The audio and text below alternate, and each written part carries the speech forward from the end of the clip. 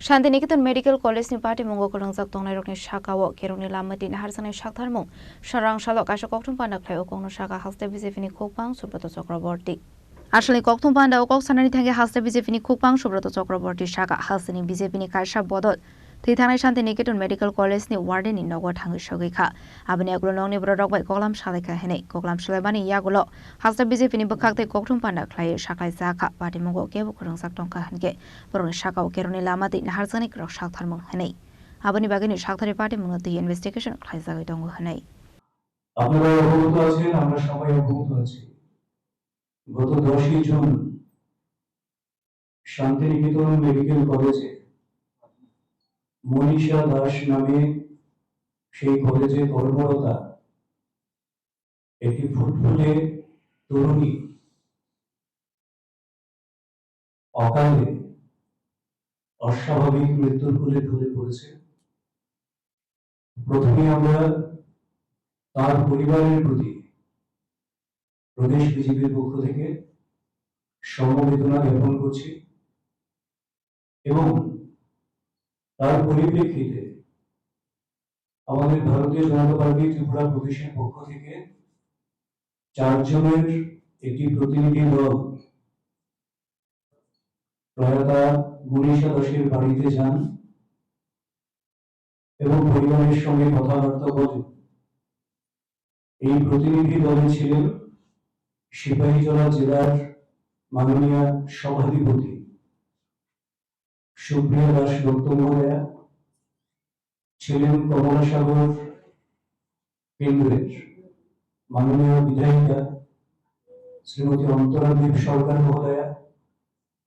ছিলেন আমাদের মহিলা মোর্চার প্রদেশ সভানেত্রী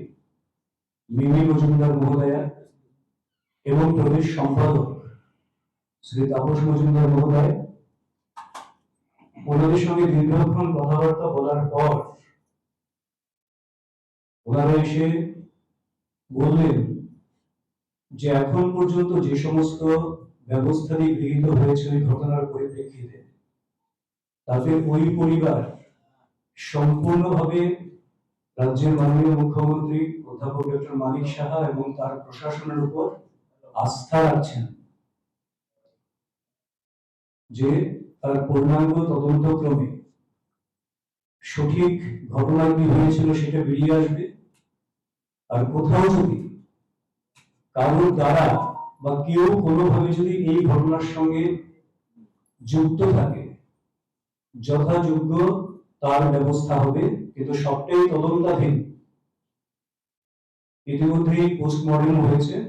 পোস্টমর্টেমের পর ফরেন্সিক টেস্টের জন্য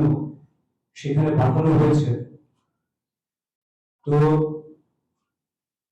আমরা বিশ্বাস করি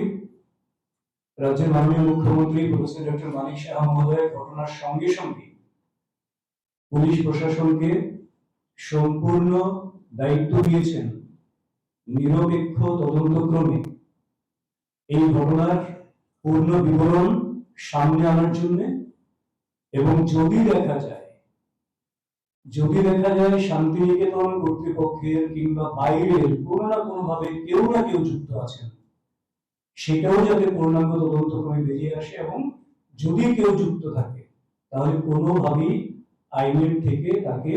রেহাই দেওয়া হবে না। তো আজকে যে কথোপকথন হলো, প্রয়াতা মনীষা দাসের পিতা সরাসরি বললেন আসলে কক্টুম পান্ডা ও হাজরা বিজেপিनि खुकपां सुब्रत चक्रवर्ती नो कारेबो माजाखा मिडिया इन्चार्ज सुनित सरकार राजको रागुली निशिमे नारायणी कक्टुम चिनी खरां।